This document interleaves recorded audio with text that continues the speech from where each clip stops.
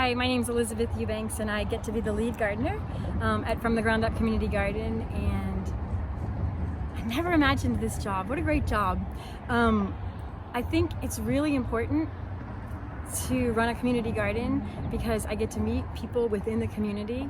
I get to share time with them in a garden atmosphere, and it really aligns with goals of like my personal goals of bringing community together, and then teaching children and teaching adults and all of us kind of learning together. I learn a lot from the volunteers and students as well.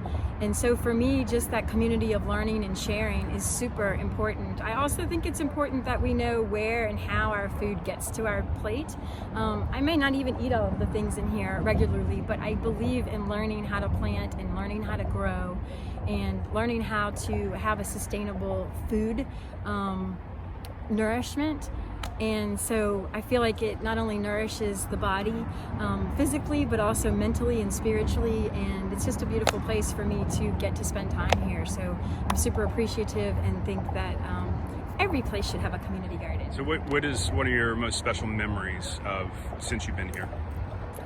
I really love gardening. I really love bringing kids in here, and I think one of my first super special memories was bringing kids in here, students, and realizing that Innisfree Hotels was also part of Dixon School of the Arts and Sciences, and bringing those youth in here regularly for the past 5 years, 4.5, 5 years, has been super meaningful. And then recently I worked with a group for in 4th grade, and now they're in 7th grade, and just to have them come back is amazing.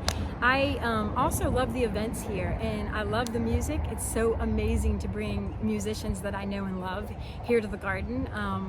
That's amazing for me, but I also really love the storytelling events and being able to share these moth-like storytelling stories within our community, and kind of connecting with our community on stories based from stories is they're real stories by real people, so we just get to know each other a little bit better on a very artsy level.